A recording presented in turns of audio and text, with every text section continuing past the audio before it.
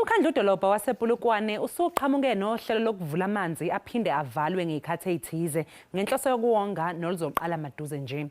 Ukushoda kwamanzi okuphazamisa izindawo zasemadolobheni nasemakhaya kudalwa yizinto eziningi ezifana nokuqhuma kwamapayipi nokuxhunywa kwamanzi ngokungemthetho. Lona ngumkhandlu-dolobha okhula ngesivinini. iPolokwane iyikhaya labantu abangu 426,000 kanti nesidingo samanzi sikhulu kakhulu. Umasipala walapha udinga u44 megalitha ngosuku ukuphakela iPolokwane namaphethelo. Kepha njengoba ingqalasizinda yalapha isigugile nje namazinga amanzi emadanyini ephansi nokucima kagesi ukuthebhe, lo mkhandlu usuphoqeleke ukuthi uqinise umthetho.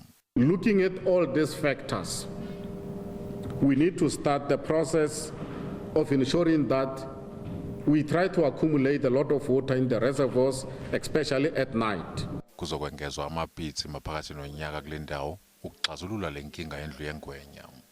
Kepha njengoba kusalindwe leso sikhathi, umphakathi walapha uzobe usakhala ngokushoda kwamanzi. The municipality, every time you go there, they tell you the same story. The dams are always empty. When you visit the dams, it is half full. So there's no problem there. We feel very hurt and the situation is affecting us very badly because right now we have to use water on a daily basis, like for us to come to work, for us to go to school, for us to go anywhere.